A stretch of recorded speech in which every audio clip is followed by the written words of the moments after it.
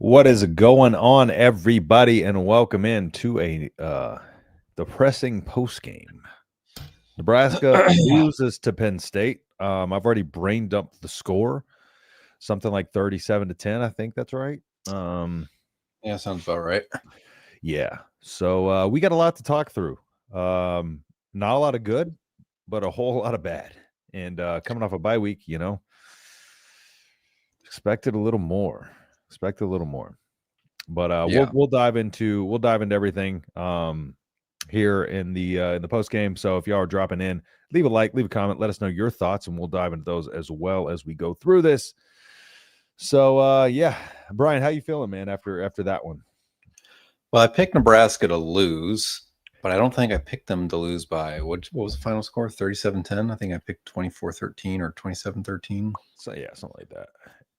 But other than that, I'm good. How are you? I talked about how I picked with my heart and not my head, because I said my head was pulling me the other direction. I should have won with my head, But sometimes it'd be like that, You hope the coaching staff is talking about how they're going to challenge this team to be more effective with the run defense, and you hope maybe that challenge to the team can, maybe make them make big change there. And but kind of like we've been talking about all season, the run defense kind of is what it is at this point, and there's not a whole lot you're going to be able to do to fix it. After about 6 games in the season, that became pretty much a done deal, as the run defense is what it is. You just have no talent there on that defensive line, and that's the reality of the situation. I'm not going to say no talent. There is talent there, but not the experience and the talent we need.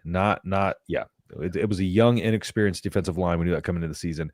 And now we're paying the repercussions of not addressing that in the transfer portal. So let's go ahead and start with that, because the defensive side of the ball was pretty soft from the jump, both in the play calling and in just the intensity of the defense as a whole.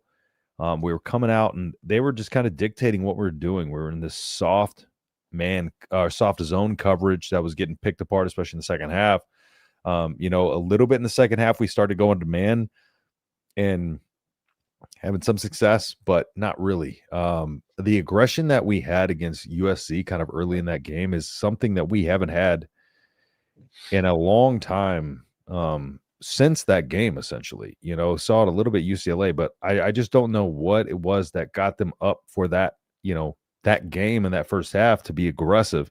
And now they weren't stopping the run in that game, but at least there was an intensity and aggressiveness to it. And our defensive backs were playing press man, but I don't know what it is about this soft zone coverage that we keep coming out and playing, but they just had our way with us from start to finish in the trenches. And I mean, a team that really doesn't have like a ton of special athletes. You look at USC and they have a way more athletic team, but this team looked twice as athletic as us. And it just doesn't make sense. Where is that intensity that we had kind of in the first half of that USC game? It's there, obviously, but it's just, I don't know whether it's John Butler not firing this team up or what it is, but the play calling followed suit with how the play came, because it was just a whole lot of soft. It's like they were playing on their heels from the jump. It's not like Penn State put them on their heels. It's like they came out playing on their heels, like they came out scared of the run game. Yeah, it's to me, it was both sides of the ball. Honestly, they both played. We'll dive into the offense, but I want to start with defense. We're going to get into the offense. Yeah, defensively, we talked about it last Tuesday. It was, the obvious issue is going to be stopping the run. And we know we can't stop the run, but could we slow it down? And quite literally, sorry, I got to move my cat. Get off there. Quite literally, from the jump, Penn State was just manhandling us. They had was it a 50? Well, that screen pass was basically an extension of run, but it was like a 50-yard screen pass. They were averaging, I think, 14 yards per play in the first quarter is what I came to. It was about 11 plays, 160 or so yards, I think is what it came out to. Defensively, they didn't really do anything different from a pass rush perspective. I didn't feel like they were creative with blitzes. And I remember talking in January, February about the bowl game and how aggressive they were with blitzing. They were creative with their blitzes. I feel like we haven't seen that for the majority of the year, and today it was non-existent. Yeah, it's hard to blitz though when a team's running the ball down your throat. Yeah, that too. I don't know. I don't know how you combat that. Getting the ball to their hands quickly. And it like I tweeted this, but early on in the game, this felt like the Indiana game from last year. It just like this game felt over as soon as it was 17-3. It kind of felt over from that first drive, that first Penn State offensive drive, when we couldn't stop the run, because it's like our goal here was we needed to sell out to stop the run, because make Grunkemeyer beat you with his arm, and that was the recipe. And there was no aggression in that. We didn't come out and stack the box. We were playing off of their receivers, and I just don't understand that. Like, rough them up a little bit, make them, don't let them just out physical you, because that they're the more physical team. Like, we knew that coming into the game, but come out there and fake it till you make it, play an aggressive style of defense and at least give yourself. But it seemed like the defense took the identity of the play calling, and just it's baffling to me, because even our pass coverage was weak. And that's partially what happens when a team's running the ball. You kind of try to step up to stop, that run game, but then they kind of bust it over the top of your zone defense. But at that point, like, we should have just switched to man coverage and just went all out stopping the run. And our linebacker play has been really bad this year, which is surprising to me, because like we knew our defensive line was going to be bad, but I just feel like our linebacker play has been abysmal for the most part of the season. Here's my theory, and you're more of the X's and O's guys than I, so be curious if I'm far off or not. I think a lot of the issues with the linebackers is they're compensating because the defensive line is constantly getting blown off the ball 2 or 3 yards. And so they're filling the wrong gaps, not intentionally. It's to compensate for the defensive line constantly just getting blown off the ball. So then they get out of their run fits because they're trying to cover for the guy in front of them that is pushed 2 yards off the line of scrimmage on every single run play. I don't know because last year I feel like the linebacker play was a lot better, but we had a really good defensive line that could hold their own against these teams that ran the ball at a high level. Even think back to Iowa, they couldn't run the ball against us. It freed up our linebackers. Now it's the polar opposite from what we were under Tony White. Yeah, no, I agree with that.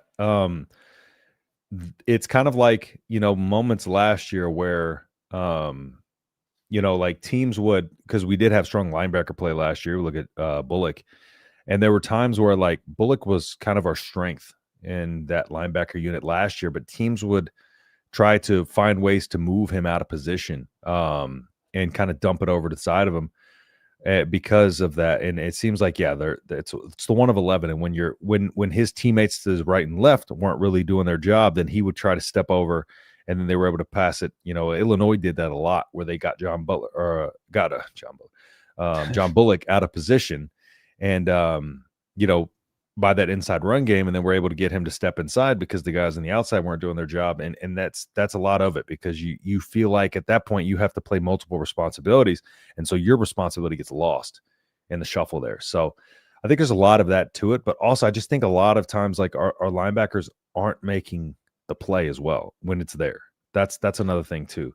And it just seems like there's a lack of confidence in this entire defense, especially today. It just seemed like they didn't believe in themselves to come out there and be able to beat this team on the road. Which again, like, you should be able to coach this team up to match the intensity that they had in that, that home game versus USC. Like, it shouldn't take a blackout at home to be able to get that intensity up. And that's the intensity we needed. We need to come out, and this team was going to out physical us probably no matter what, but at the same time, we needed to at least show that we had the ability to put up a fight, and that fight was just not there from the start. It was really early in the game. I think it was 7-0, and Penn State we were getting ready to punt the ball back to them. And Penn State had made a good play on 3rd down, and I remember how hyped they were. And it was such a simple play. Yep. But the guy that made the tackle got up, was all juiced. And I think I even posted something to the extent of like, they're juiced. It's senior day. Like they're playing for their coach. They're playing for bowl eligibility. Like it seemed like they actually were playing for more than we were. And I feel like when you're on the road, you should be juiced for that environment. Even though the crowd was very minimal, it's still, that seats 110,000 people. There's probably 60 to 70,000 people there. Still a big, rather good sized crowd. That should still be able to juice you up.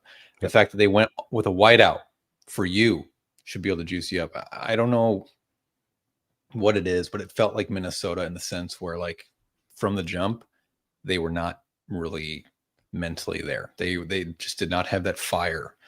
And to me, that comes down to a culture problem, or and coming off a bye week. This team should have been ready, rock and roll, ready to go.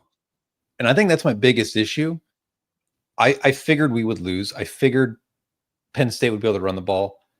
But coming off a bye week, you had 2 weeks to prepare. And you came out, that first drive looked really solid. Defensively, looked like you had no freaking clue what you were doing. Yeah. And that was for the entirety of the game. And that is a giant red flag, because it's the second week coming off of a bye week, the second time coming off of a bye week, where you looked relatively lost on one or both sides of the ball. Yeah. Yeah. And Penn State was doing a lot of what we needed to do on the offensive side of the ball. So what they were doing, they came out early and they started just stretching to the outsides. And then that opened up the middle of the field. And at that point, we were just kind of in a guessing game. So what they did was what we want to do on offense. And we'll get into offense just a second. But yeah, they started coming out and carving up the outside of the field. And then that opened up everything that they wanted to do in the middle of the field. And then as soon as they were opened up that middle of the field, it was just kind of like they were dictating our coverage. They were dictating everything. They knew exactly what we're going to do before we do it. There was no complexity in our defense. We came out, and this reminds me of the Indiana game, and the broadcast mentioned it, but the Indiana game into the Ohio State game, we came out in the Ohio State game and we finally got in a bear front, and then we come out of this game in half and got out in a bear front. But even with that, we still couldn't stop the run, and then we didn't stick to it. Then we come out to make the adjustment, and then we don't stick with the adjustment. And again, like, they're just easily taking us out of what we want to do. And honestly, they were just giving Grunkmeyer easy throws. Like, all he had to do was throw to the open man because of what they were able to set up. And that was all through the play calling. We got out coached the entirety of this game. And it's kind of frustrating to hear kind of like, the passive aggressiveness of the staff sometimes, because you can't do that and then come out and show a performance and get out coached the way you did today. Grunkmeyer was 11 for 12 for almost 200 yards. Look at what he did last week. It was like 8 for 11. Yeah.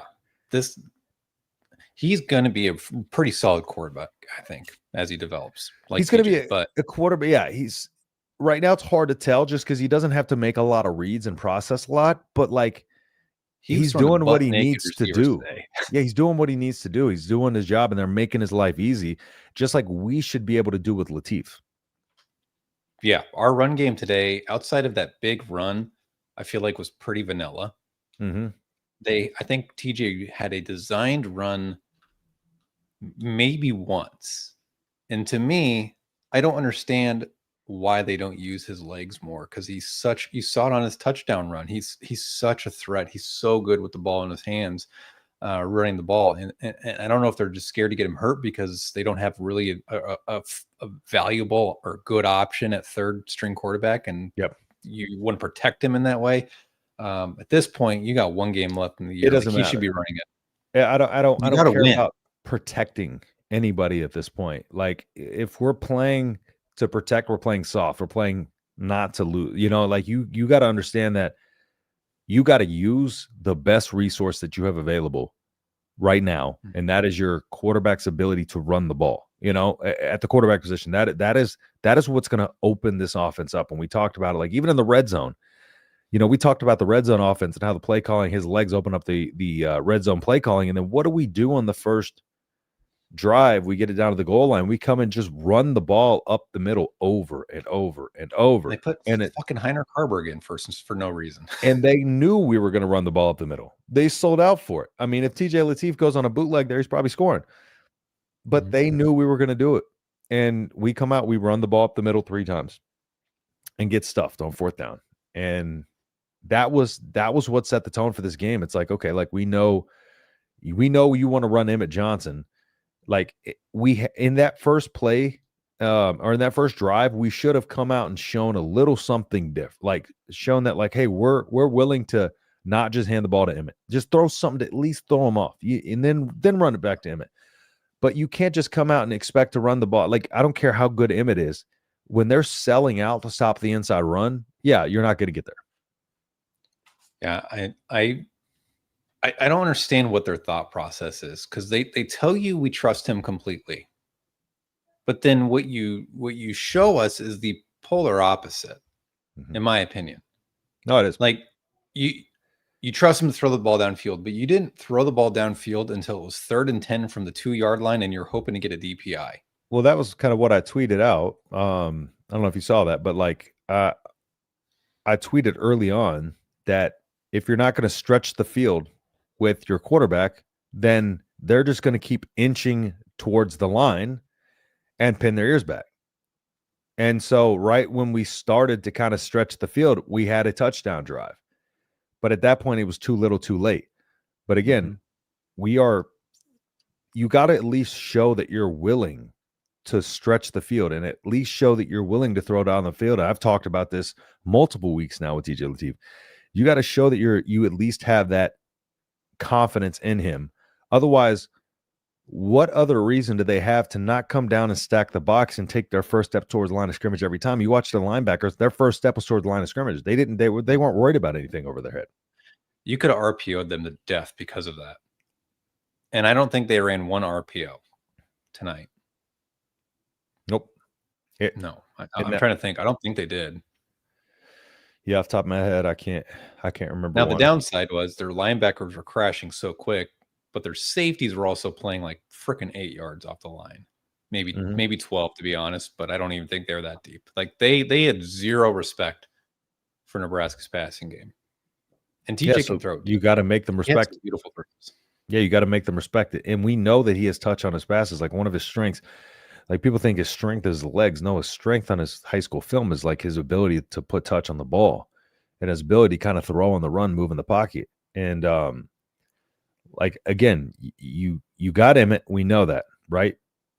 But against a team like a Penn State, like, you're going to have to do something to back them off, like they did with Grunkemeyer. Like, as soon as we started to be like, okay, we're going to stop the run, what did? They dropped it in a zone, in between our zones. They tested our zones, dropped it right between them, and then all of a sudden, like, okay, well, now we got to back off a little bit and respect that pass, because, okay, we know Grunkemeyer can drop it in the bucket if he needs to. And that was something we weren't willing to do until the second half. And it doesn't make sense. Holgerson's play calling sometimes really stresses me out, because it doesn't seem like he has the ability to open things up if that short passing game isn't there. Like, he can call a great offense when things are going well. When things are getting set up well, when he's throwing the underneath, when he's able to kind of, even when those yards aren't, even when it's 3-4 yards, that opens up stuff. But it seems like as soon as that gets taken away from him, he has no ability to adapt. Like, so it's like his stuff needs to be set up, and he has no way to get to it unless that setup is there. And that's where this offense really struggles. It seems like as soon as what we want to do early gets shut down, like, we are shut down for the rest of the game. Minnesota is another game where that happened. This was a game where I don't understand what their thought process. I think I said that a little bit ago, but to me, coming off a bye week, it didn't seem like what they did this week was any different than what they did against UCLA. You were just playing, obviously, a way better team outside of the RPOs. But let's not forget that second half was not good offensively against UCLA. Yeah. They've dumbed it down a lot, and they're trying to say that they're not, or they didn't. And TJ made some throws on that. I think it was the second drive of the second half. He had a beautiful throw. He dropped in the bucket to Emmett on the wheel route. He had a beautiful throw on third down to Dinky on the move on the sidelines, where he threaded the needle in the absolute tightest window. He had a beautiful throw to Ja'Cory Barney on the sideline.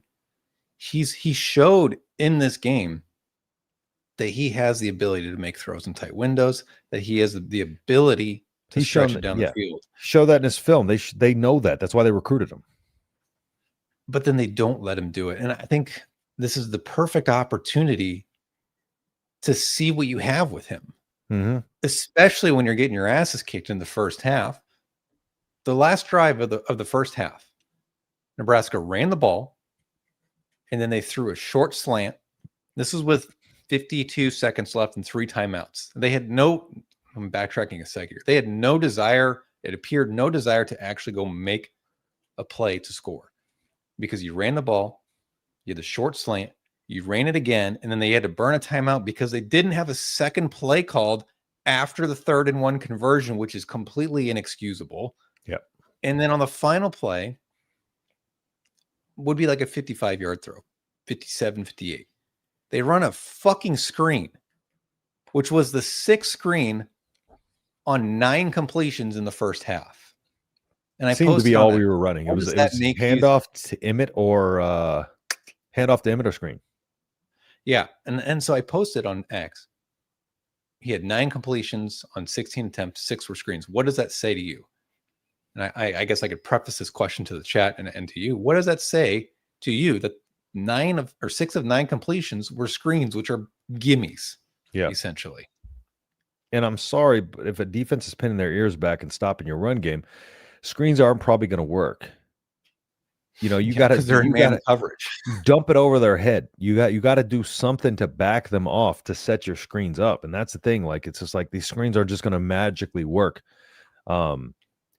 You got to back them off so your blocking can set up for these screens and stuff like that. Like, I don't know what they expect these plays just spring out of nowhere, but it's it really leaves you scratching your head at what Dana Holgorsen is doing when it comes to finding a way to coach some offense, you know, after a game plan that's struggling. And early on, again, our scripted drives have been great all season.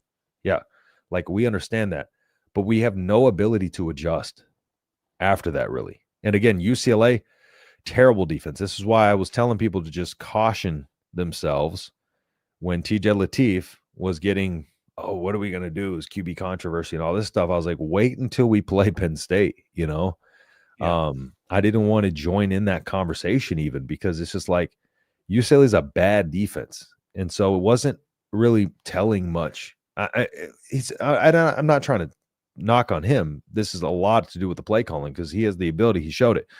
But I'm just saying, like, him coming out and doing that against UCLA shouldn't have, you know, expected us to be able to just come out and be able to kind of, you know, work around bad play calling against a Penn State team that, again, is very physical, very aggressive. And I talked about the depth that they have defensively, and that team is clearly wanting to play, you know, at a high level for that coach. Like, they're rallying behind that coach, and they want to play at a high level. You had a lot to play for. You had Katron Allen, you know, playing for his yards record. You know, there was a lot that they were playing for.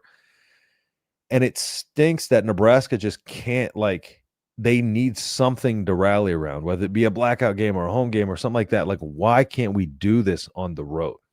And that starts with the coaches.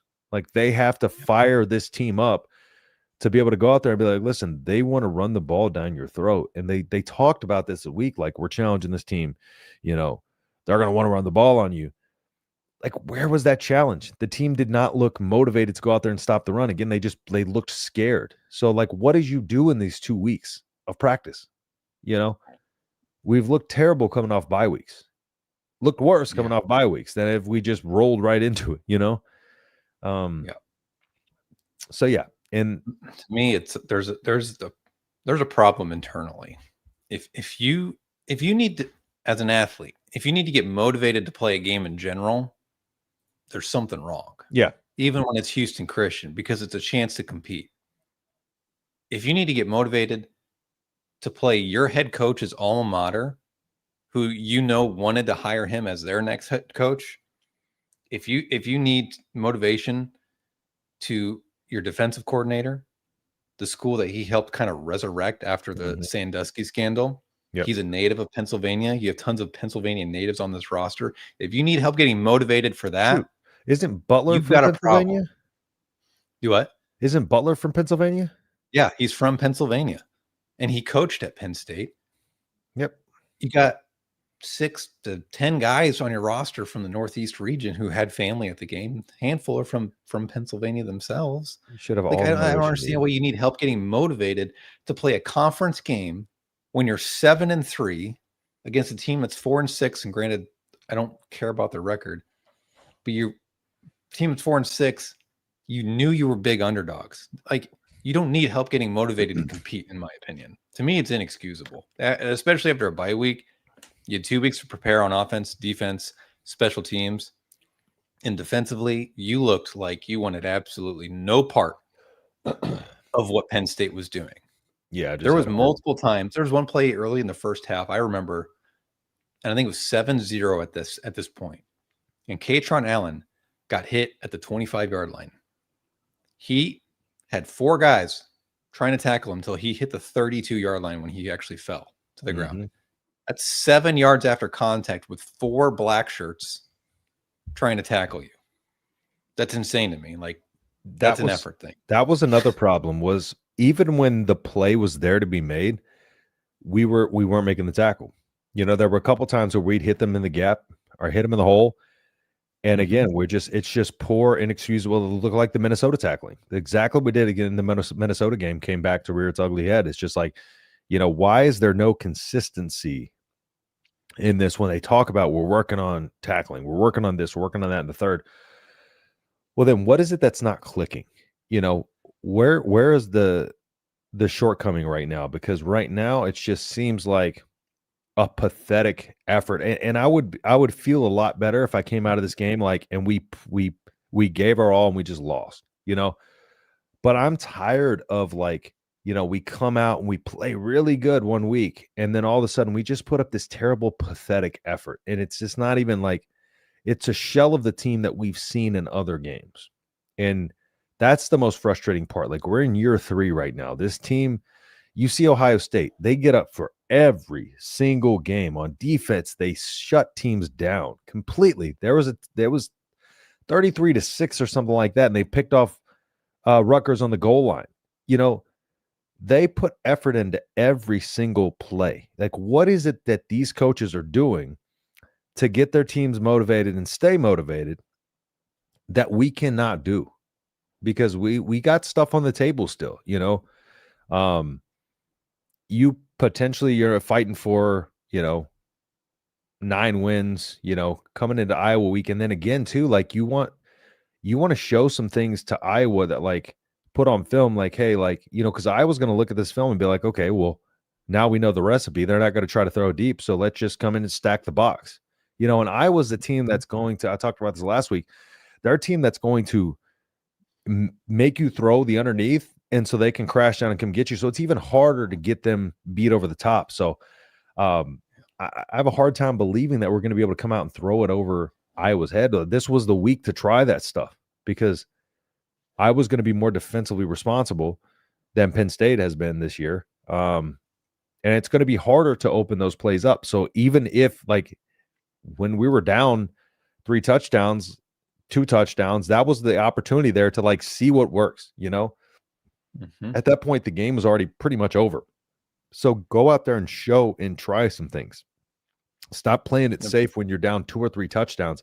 And it just seemed like the further down we got, the softer we played. And at that point, there's no reason to play that soft. Yeah. Nebraska averaged 5.1 yards per completion tonight. It's terrible. And that is including, like, obviously he had, I think, 3 or 4 passes that were 20+ yards. Yeah. He had one to Dane Key. Well, that was probably about 15. Then one to Jacory, and then one to Emmett on the wheel route. So that's 3 passes off the top where they're like 20+ or 15, 20 yards. So that actually pulls that average up. You take out the explosive plays, you're probably closer to 4.5 yards per completion. At one point, they said he was like 6 of 10 for 40 yards. Yeah. Like, you didn't do anything to make Penn State think twice about bringing their safeties down in the box, to make them respect you at all.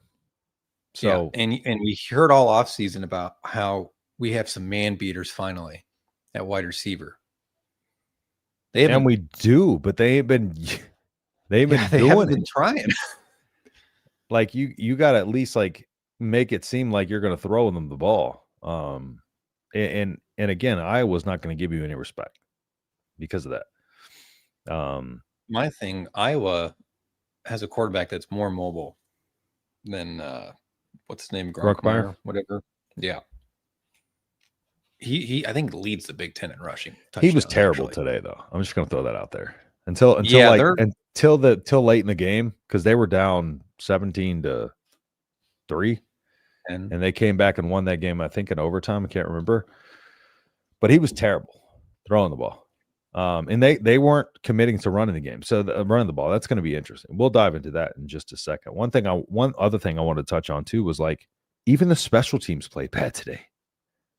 Outside of 2 kick returns by Jacory, yeah, even the special teams were really bad today, and so like it was just like 35-yard punt return.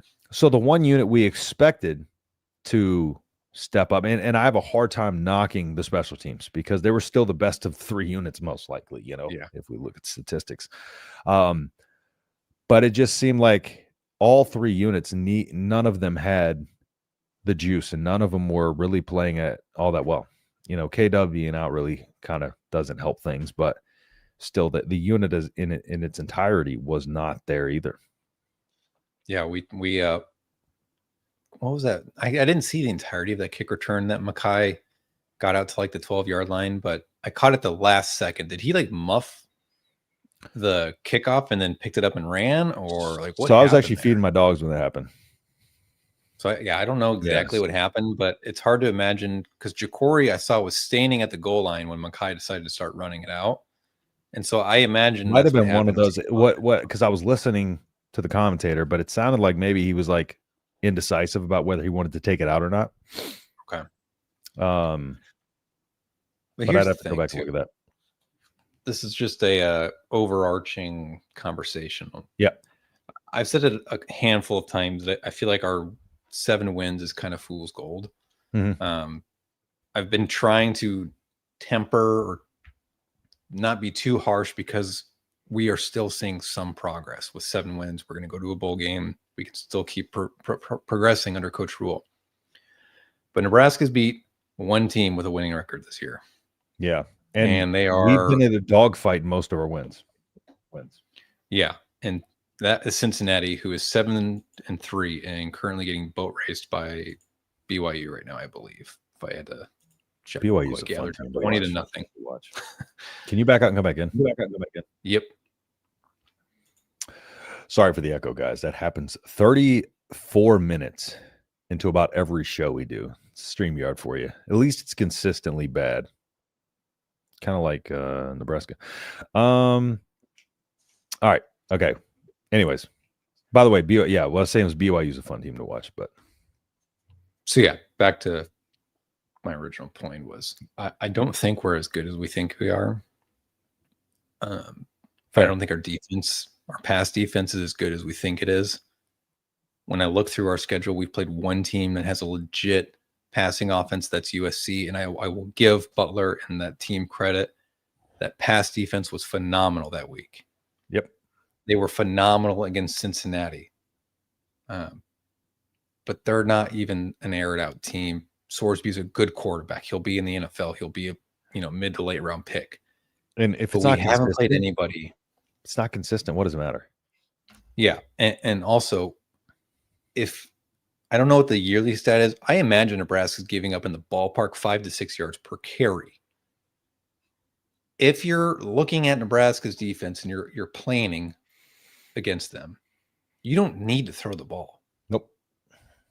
You can want to throw the ball just to keep the defense a little honest, like tonight, 12 passing attempts, but you average over 6 yards per carry, if I'm not mistaken, tonight. Yeah. What reason do you have to pass?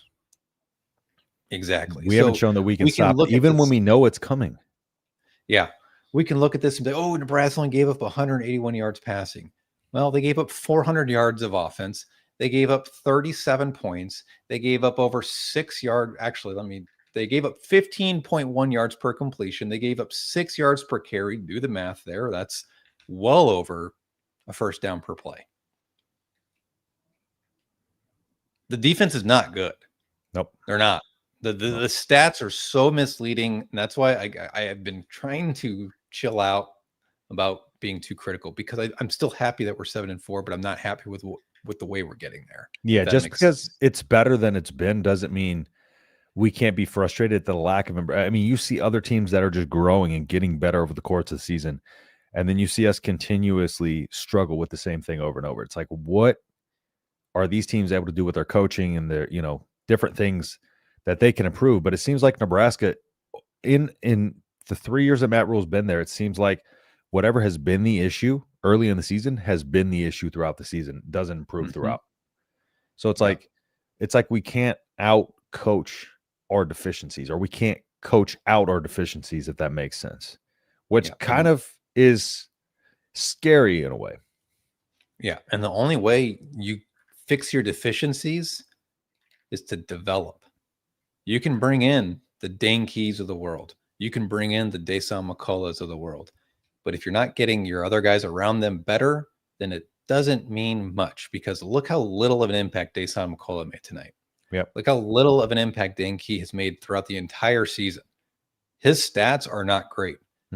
He is probably your most NFL-ready receiver on the roster.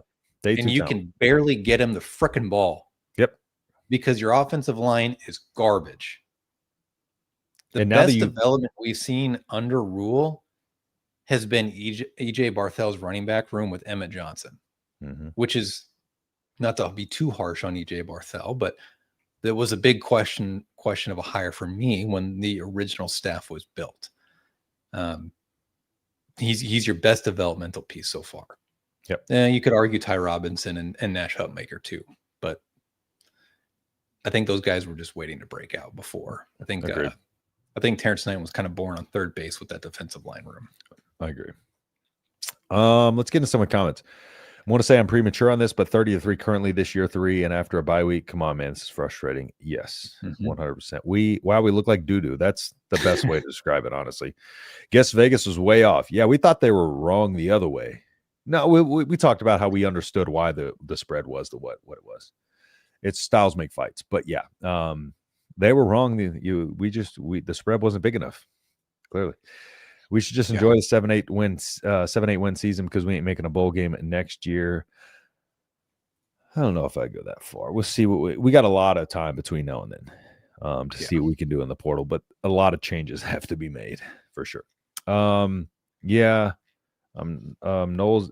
even upset because I expect us to lose like this. I again blame the size of the D line. There's more issues, but that is a top issue. Yeah, coming into the season, we knew we just didn't have the. Again, I'm just going to say it like this, but pause, beef up front. We knew that, and we did not address it. And we talked about it the entirety of the offseason, how we're like, okay, we're going to address the defensive line eventually, right? And then we're like, okay, well, maybe we'll trust their identification of the talent we have and hope for the best. And boy, was that not the right decision. I'll add real quick. I think Terry Braden could be a good D-line coach hire. But he's never ran his own room. He hasn't proved it. He's never been a college coach at this level. Yeah. And that is a concern for me of the immediate future, but it could be a different conversation in 2 or 3 years. We just don't know what we have right now. Yep. No, I agree with that. We trash. That's right, Pitt's name. Game went about as I expected. Lions are not built for the Big Ten. Yeah, it was one of those things we were in. Me and you had both talked about how, in the weeks leading up to this game, we were scared of Penn State because we knew like this was going to be a matchup nightmare. We knew that. Could care less about the record. Yep. I don't know what to say or think. Just plain pathetic show by our players and coaches. I totally understand you feeling that way because, again, it's hard to know what to think or feel when you get a different team, it seems, week to week, home versus away. Everybody's riding high off the UCLA game. But, again, UCLA – second half, they made the adjustments and shut us down. So, and we started to play conservative. Again, that was the opportunity for us to kind of get aggressive, put our foot down, and maybe get some things ready for this week. And we didn't do that. Year 3, I would love to not get smoked by a 6-loss team. Agreed. Wholeheartedly. When was the last hold call for an opposing O-line? I don't know, but I tweeted that I wish I was hoping Nebraska could make this game close so I could blame the refs, and they didn't make it close, so I can't blame It was bad officiating, but we still got our asses kicked. Yeah, I don't think it would have made that big of a difference, but maybe we could have helped us by a score or so. That that freaking chip block in the back, and then the what the hell was that? I have no idea, dude. Couldn't have hit him more Also, squared up. The unnecessary roughness on the punter when the returner lowered his shoulder into Archie 4 yards out of bounds is an insane call. I don't know. I'm amazed that they actually picked up that targeting flag too, because it wasn't, but I was expecting them to fully go targeting there. Maybe we should embrace rainbow unis. Yeah, you just want to take Hawaii's entire identity, dude? Could be the Rainbow Warriors. Penalties always took our momentum away when we had the ball. Yes, they did. But we never had momentum. Yeah, that's the thing. Honestly, I never felt like we had any momentum on the offense or defensive side of the ball. I felt like this game, like we got punched in the mouth early and never even jabbed them back. That punch in the mouth came on the 4th and 1 from the 2-yard line because whoever Rocco was supposed to be blocking whooped his ass and then laid Emmett the out. Crazy what happens when you run the ball up the middle 4 times in a row. Yeah. And we have a rule longer thanks to an extension. It wasn't warranted. It had to be earned, and this is embarrassing. I don't think I'm willing to write rule off. Again, I think sometimes we're a little quick to that, but you got to answer to some of this stuff. Can't keep making excuses for this because, we were talking about waiting for year 3, we're at the end of year 3. So, and it's the same as year 1 with and we can't wait till these 2027 recruits get here, Well, I'm going to tell you right now, if you lose to Iowa, you lose a bowl game, you're going to be what? It'd be 7-6. What progress have you shown in 2 years then? Because you're 7-6 last year. And then next year's schedule is a bear. The good news is Iowa, it took a miraculous comeback for them to beat Michigan State. So we beat Michigan State. So I'm just trying to look at the glass quarter full here. Trey Taylor. Yeah, Trey Taylor. 2027, guys. Just be patient. There's no quarterback controversy with Raiola in this quarterback. Yeah, there never should have been. I ain't sure that Butler is a GD clue in the box. I don't know if I can say that without getting demonetized. But no. And I'm a guy who likes Butler, and I'm severely questioning what even is his style right now. Because again, I talk about him and Addison Williams both being aggressive styles, but with our defensive backs, especially, they haven't even been outside of the USC game. They have not. If they played with that same intensity, this could be a solid defensive team week to week, but they can't replicate that intensity. It's a coaching issue. Yep. Can people stop calling for TJ to be the starter now? Sure, he looked good when he played 3 of the worst DVs in all college football. Yes, in all levels, but a real defense, he looks average at best. Yeah. You got Wilson Dittman blowing him on Twitter every day. Looks like a suck up. It's so annoying. For TJ be the starter? Oh my God, bro! This guy's tagging him in every post. Pathetic. Oh, they did their homework on John. Almost all explosive plays were from blitzes coming from the opposite side. Yeah, honestly, that's right. Everything that we were blitzing from, they were running it to the other direction. It's like they knew what was coming. Though crazy what happens when you watch some film, study what we're doing, and we keep repeating the same thing over and over. Yeah. I would play a simulated defense against us and beat us 80 out of 100 times. That's just, bone lead. I would love to see that, actually. Honestly, we look like we already chalked this one up as an L before we even got on the plane. I agree. It looks like as soon as we stepped on that field, we played on our heels. Like I talked about early on, it's like them challenging this team. Like, hey, they're going to try to run down your throat, scared this team. Like, oh, crap, they're going to run it at us. Well, you're going to have Iowa coming in on Black Friday. Yeah. It's going to run. Hopefully Iowa didn't run the ball. Like they didn't run the ball a lot today or didn't run it effectively. So hopefully that they carry that over into next week or Black Friday. Come on, Jay. We saw way too much of the base 3-5, no lean, no route. Yeah. Way too much. And then as soon as we come to the bear, we immediately get out of it. Out-coached, outclassed, no clue. Agreed. Same old same every year. Our bye weeks get us every time. Bye week for Minnesota, bye week for Penn State, blowout after each one. What are the Nebraska coaches coaching these players during the bye weeks by that big? Yeah, that's a good question. Again, that's why they got a lot to answer to this week. And again, I don't want to hear no passive-aggressive answers when they get – I want to hear some tough questions, man, honestly. Yeah, well, they won't, especially the recruiting sites. They're just gobbling it down. They're seeing through rose like afraid of these coaches, dude.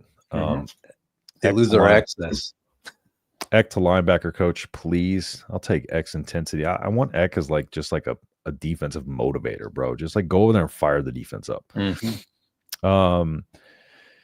Yes, the linebackers have been terrible, but it's because the 3-3-5 defensive version of a spread offense. It's awesome when you have the best of the best, like OSU. It's not when you're we don't have enough of. You need bigger guys up front when you run that because you just have less guys up there. So yeah, if you're not big enough up front, it's hard to really kind of balance that out. Brian looks wore the fuck out. Love you, bro. Hang in there, man. My wife called on the way home. My wife called on her way home from work because she got off like late. And she's like, "How you doing?" I was like, "I'm actually fine because the game's pretty much been over from the start, so it's been no stress, you know." Yeah, I have sometimes that helps me out. I'm always tired. Sometimes that helps me out when it's no stress. Honestly, I'll tell you one thing. I don't mind getting my ass beat when it's over that early because then you can kind of just be pissed off and watch the game. Yeah. It's exhausting getting your heart torn out at the last minute all the time. Oh yeah, 100%. Let's see, 2 weeks of prep. Yeah, and the O-line too. Yeah, the O-line's probably thanking the Lord that they've got all the heat taken off of them. Yeah, because they haven't even been close to the worst thing. We look like 8-year-old girls picking up posies in the field. That's one way to look at it. Minnesota 2.0. Minnesota lost to Northwestern, by the way, and gave up 38 points. Yeah, I posted that's the biggest question of the year so far is how we lost to Minnesota, and people are like, "Well, you guys aren't very good either." And I'm like, "Yeah, no fucking shit." But we beat Northwestern. Minnesota sucks. We gave up 21. We gave up 21 to Northwestern. Northwestern dropped 38 on them. And I think their coach had their quarterback had like 4 incompletions or something like that. I can't remember off the top of my head, but I was watching that game. Rules record after bye week is not good. That's a problem with coaching. Going back to the toilet bowl again, not worthy. Oh yeah. Well, there we go. Pitt Snipe was just talking about that. 3-5 defense is terrible defensive scheme unless you have the best of the best players. We do not. Kind of done with the 3-5 outcoached. Yep. Gotta go take a Husker and flush a big red. I love these comments, man. That's my favorite part about losing is some of these comments are great. Year 3 off of a bye week, completely outcoached. That's frustrating as hell. 100% is. I do wonder why on offense we seem to do a Raiola offense. Why didn't we call? I had this thought earlier and I almost brought it up. We're turning him too much into a pocket passer. We talked about how we need RPOs, we need play action, him move in the pocket, and then we just put him back there and just tell him to make reads, But we're only having him making one read, and then he's kind of SOL after that because he doesn't have that processing ability yet. He just hasn't developed it. It's no fault of his, but he just hasn't developed it yet. He needs more game experience. Was Harburg used much? No. And what I talk about Tuesday was our big key to this game, using our tight ends. Where the hell were our tight ends, bro? Yeah. Do they play football right now outside of being a quarterback on short yardage situations? I said we motioned our tight ends a lot last week, and we were going to have to involve them in the game plan this week to be able to take people out of the box. And we did not use them at all. At all. Yeah. What has happened to Luke Lindenmeyer? And I don't mean that like he's playing bad. I mean like he's just not involved in the offense anymore. And when he is, it's like a last-ditch effort for him to try to get an amazing catch, in the corner of the end zone. That one play where it's like, but like involve him early and often.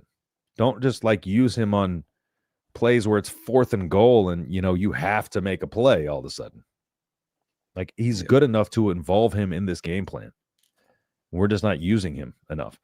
Our coaches bought into the hype that we have a good rushing offense with EJ. We do. The problem is all they had to do was sell out to stop EJ. Iowa's better than Penn State. We are not beating Iowa. I think Penn State might be a worse matchup for us than Iowa. I'm just going to say that. Yeah, because I don't think Iowa has a Katron Allen or a Nick Singleton on the roster. No, let's look at. And they don't have the athletes across the board. Because Iowa, if I recall correctly, watching that game, Iowa's not running the ball effectively at all against Michigan State. Let's see. I'll pull up the game real quick. Kamari Moulton had 18 carries for 78 yards. Okay. Mark Gronowski was 12 of 22 for 147 yards with a touchdown, a pick, and most of that came at the end of the game. Going into the fourth quarter when they were down, he had like 60 yards passing to Michigan State.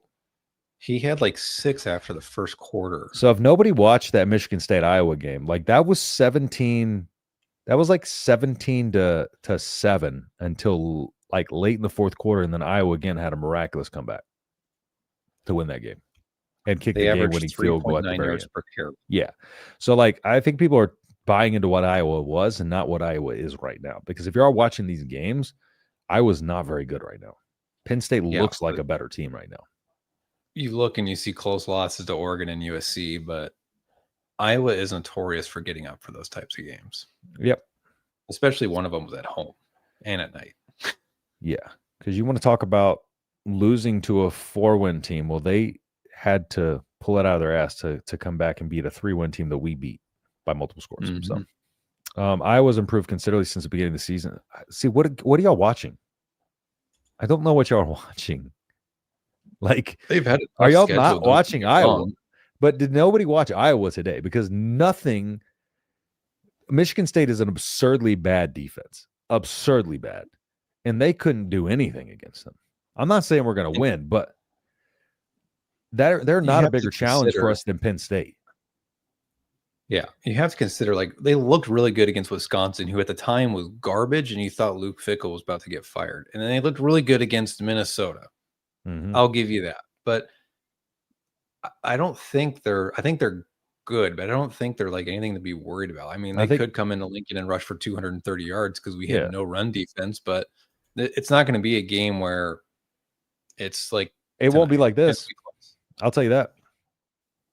No, if it is, we got bigger problems. I've seen so many teams hit slant routes up the middle, but we always throw to the sides. Yep. And they have a top 10 defense in the league. Not a good recipe. They do have a good defense, but their offense isn't as good as people are like. Everybody's giving them credit for right now. With 2 weeks to prepare, did we make things too complicated for TJ? I don't know how we made it too complicated. We made easiest game plan possible out there. Throw where the blitz vacates, simple, and you can do that with the run too. Simple, but then with a young quarterback, you run the risk of them simulating that pressure and then dropping back into coverage. So that's a risky one with a quarterback who's this young and not good at reading coverages just yet. Mm-hmm. Or identifying blitzers. Game plan by Dana made 0 sense. Yep. Just my own take. TJ looked confident against Penn State's D. He looked confused by the play calls. I could agree with that. I don't think he's got any lack of confidence in himself for sure. Can you explain that a little more? Because I guess I'm trying to understand. I think what he's saying is like kind of like he didn't lack the confidence like in himself. It just seemed like the play calling wasn't like a fit for his play style and what he does well. I think that's what he's getting at. Looked like we had no clue what we were doing. How about the use of tight ends? Oh yeah. Speak of the devil. What's a TE? Yeah, you might want to go ask Dana what those are. We got Kyle here. What are tight ends? Yeah, exactly. Right, Kyle, where are tight ends? Rule needs to be held accountable. This is absolutely unacceptable. Agreed. 2 weeks and we get a circus. Agreed, Mike. I think we're all hurting, but at the end of the day, where are you still going to support the Big Red, even though we're stuck with this team, like it or not, for better or worse. Did the coaches you can be critical and still be a fan and hope for their success? Yeah, exactly. But some fans have an issue with being critical because they don't like hearing the truth. Out of spite. Did the coaches chalk this up as a loss 2 weeks ago and say we're going to use it as a scrimmage to prep for Iowa? I hope so. Well, if they did, they didn't do a very good job of trying new things. TJ is good, just not ready yet. Agreed. I'd sooner climb the ring in the ring versus Justin than watch our lads get embarrassed. Jay will kill me this. Yeah, I'd rather fight you than watch that again too. Put the link so I can call in. Mike, it's not a call-in show. Sorry. We will have a call-in show though this week. Oh, actually, we'll do our call-in show. We have to bump it in the game because it's a Friday game. Yeah. Would Dylan have played better than TJ? It's hard to say. At that point, we're just speculating, but who knows? No, we're not whining pit. Everybody comes on here and thinks their coaches and their feelings get hurt. True, but I feel like people are just kind of letting their thoughts be known. That beatdown might be worse than tonight's. I don't think so. I wonder if that defense was fired up but just undersized and got bullied. It just didn't look like they had the intensity, honestly. Yeah, I thought they lacked intensity. I don't think it's talking to Pit Snipe. I think he's talking about in the ring. Yeah, it would be. Oh. But I love you, Pit Snipe. So I would hurt you too bad. What were you saying? I don't think it was a situation where like they quit. I think they just weren't prepared, and I think they were just getting manhandled, and there was nothing you could do. They played scared. You can't do that, especially with a team six guys in the line of scrimmage, and they weren't stopping them. Yeah, this is a team that punishes hesitation, and we were hesitating on defense all night. So, yeah. Dylan would have absolutely made this a closer game. Do we win? I don't know, but it's not over before it even starts. I think it would have been closer for sure. You'd have been able to do more in the passing game, I think. So I still don't think even Dylan would have won. Yeah, potentially. He may not have been able to win. It probably could have been closer, but again, that's just speculation, so it doesn't really help much from us to kind of speculate on that. If y'all do, I don't care. This is a go take a Husker and wipe Big Red Worthy. Didn't you already say that? Dylan does hit more passes than TJ, maybe puts us over the top. I just think he has the ability to do a little bit more to open up the run game in this one. And I think TJ is very limited on, what if they came out and played to TJ's style, maybe he would have done better. But yeah, put him as a drop back passer, Dylan definitely would have performed better as a drop back passer because that's more of his game. Yeah. For sure. Oh, my mouse died. Okay, never mind. It came back to life. I was like, great. I don't know where battery's at. At least my Mean Green Eagles are going to be 10-1 in 30 seconds. Let's go. TJ couldn't hit the broadside of the barn in the fourth. Fist bump Eagles. That Penn State Ram was a statement. We can do what we want when we want. Yep, 100%. Yeah. Any guesses on what group of 5 schools will make the college football playoffs? I think it's too early to speculate there for me. I gotta go through and look. I have no idea. I gotta go through and look. I got a load of bowl, not a pocket, have a drink. Ain't excusable for sure, Brain. I think he's talking to you, Brian. With how good the special teams has been this year, I can give them a pass. Yeah, I agree. But they were really bad. But were they really bad? They were probably no. It's just a matter of like they just weren't up to their normal standard today as well. Yeah, the big punt return was the worst. But special teams was still the best unit out there, of course. Mm-hmm. Nebraska needs to reevaluate the type of defense they run and the type of offense they run. I don't know about. I don't think it's the type of offense they run. I think it's just they need to adapt better.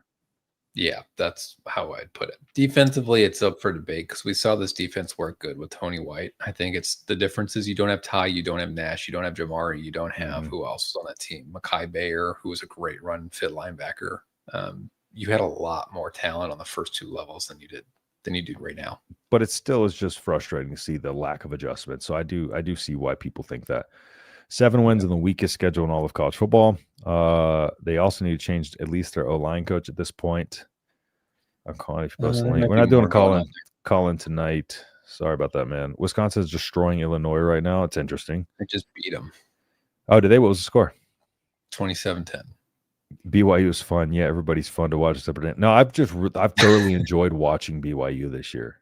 I can't watch them because their quarterback's number 47. What is going on there, bro? Bear Botmeyer, he's the epitome of the number 47, bro. With his play style, that man's like a fullback playing quarterback.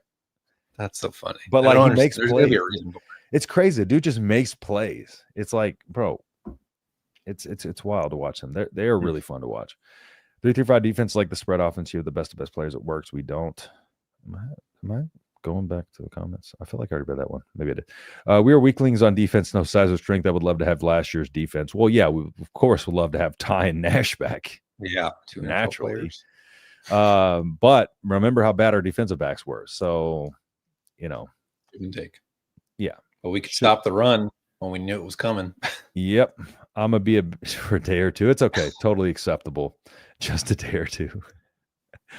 Yeah, Nebraska doesn't develop. We have not to the standard we need to. Do not plan on making a bowl next year. I hate being negative. We have Ohio State, Indiana, Washington, etc. next year. Yeah.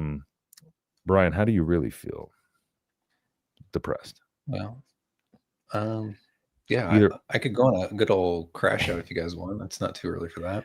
Either there's actual progress being made or it's going to be a dumpster fire next year. It's just hard to look ahead until we see what we do in the portal. Props to the Nitty-Titty Lions, but we had the talent to win. We ate shit. Heard a lot of people start getting on Rule, and that's fair. But who do you get? No, it's we're not. We're definitely not to the point of firing Rule. That's not it at all. Anybody saying that $90 million.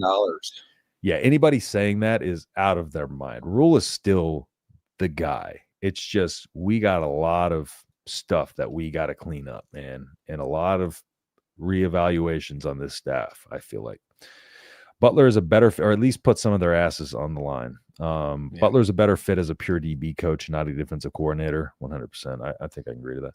Don't you just want to go to the gym and beat the balls off an inanimate bag of sand, Jay? I do, bro. It actually makes me feel a lot better. Damn, throwing shots at someone. Yeah, it's hard not to. Dude's a clown. Rule is a clown. Speaking of clown, he has no idea to win the Big Ten. Real Cornhusker is Bill Murray. Go look, folks. Love you, Bill. Bill Murray was cheering for Northwestern against Iowa. Well, yeah, he's a Northwestern grad. Yeah, it makes sense. I was wondering if you're talking about against us or against against when we were playing Northwestern or I was playing Northwestern. Or not Iowa. Wait, Minnesota. I'm thinking Minnesota. This week. My margarita on call week. Rude. Oh, I was going to ask. I think I've had those. Those are the damn. What are they? No free shoutouts. Cayman Jack. Yeah, Cayman Jack. I was like the pirate thing. Can sponsor us if you would like. Yeah, those hurt my stomach though. You're still handsome, Bri. I'd marry. He's taken. I'm married. He's taken Pitt Snipe. All right. Admittedly also, against I think level it's illegal where I live. Might be. Admittedly against the level of competition that O-line can handle, Dylan fills the pocket moves on an instinctually elite level, but our O-line can't create that pocket. Yes, a lot of people forget that. Iowa's going to deliverance the Huskers. 4th and 1 on the 2, can't get a yard. Boneled's still on that play, man. Oh, yeah. Iowa had one punt return for a touchdown and another 50-plus that set up the win. The J&B cast, y'all should use that. He looked like we're doing what? I'm kind of lost on some of these comments by the time I get to them. If Rule does not make changes and bring improving assistant coaches, he will be gone by the time 27 recruits hit. Yeah, I don't think so. He's not going to be gone. Yeah, he's not going to be gone. Pinky in the brain. Let's make this stick, fellas. I am, dude, because I'm like, I had a heartburn earlier, bro. I about died in the middle of the show. If y'all see my face get really red, I'm like a permanent shade of medium rare, though. So that's what I tell people all the time, bro. Oh. It took the ACC one game to figure out Tony White. Yeah, shout out to Florida State. They lost to NC State today. Yo, they're all getting fired. Yeah, bro. It's going to cost them $100 million to fire. I wonder how James Williams is feeling right now. Yeah, he's been awfully quiet. Is Dylan staying? What's y'all's thoughts on that? I don't think Dayton decommitting has anything to do with what Dylan's doing. I think it's more so something we dive into on Tuesday. Yeah, I think we'll get into that a little bit. We'll jump into that because I do have some thoughts on that. The Dayton decommit makes the soap opera interesting. We'll talk about that. Yeah. So we got some thoughts. So, but all right, Brian. Well, we're gonna wrap up here. Appreciate everybody tuning into the show. Brian, do you got anything else before we head off? Everything's going to be okay, everybody. We're going to beat the shit out of Iowa. So the sky is falling. I mean, the sky isn't falling. We're going to be headed to bowl destination. I would say if we beat Iowa, we're going to Nashville. So we can enjoy some Southern barbecue or whatever in late December. Let's do it. I'm going to call in and give my MAAC stories one day, Jay. Do it. Nobody knows what you're talking about, so except for me. So it'll be interesting. because I would love to hear some of those stories, dude. All right, guys. Well, tune in on Tuesday. We will be here to kind of recap everything a little bit more in detail, talk about the Raiola saga, and get you prepped up for the Iowa game on Black Friday. So, and then, my birthday's coming up on December 4th. So if y'all want to wish me an early happy birthday. Happy birthday. Appreciate it. Got a couple weeks. I'm first. I'm going to be the big 3-5, dude. I'm old. Did you see on our comments, someone was like, they're talking about me and they're like, he probably wasn't even alive in 2001. And I was like, dude, me and Justin are the same age. What are you talking about? Yeah, I have no idea. I look super young. I have no idea. I don't know. We both got the same. We both got the same hairline, so it's definitely not that. So it's running away from my face, man. That's what I tell everybody. So, all right. Well, appreciate everybody tuning in again. We will see you on Tuesday at what is it? 6:00 Eastern. I forget when time changes. 6 Central, 7 Yeah, Eastern. I mean 6 Central. Why am I saying Eastern? 6 Central. 5 my time now, since everybody does daylight savings but me. So I'm still confused on that. So, but I appreciate everybody tuning in for the post game, and we will see y'all on Tuesday, and in the next video if we post one. But we'll see you on Tuesday. Peace.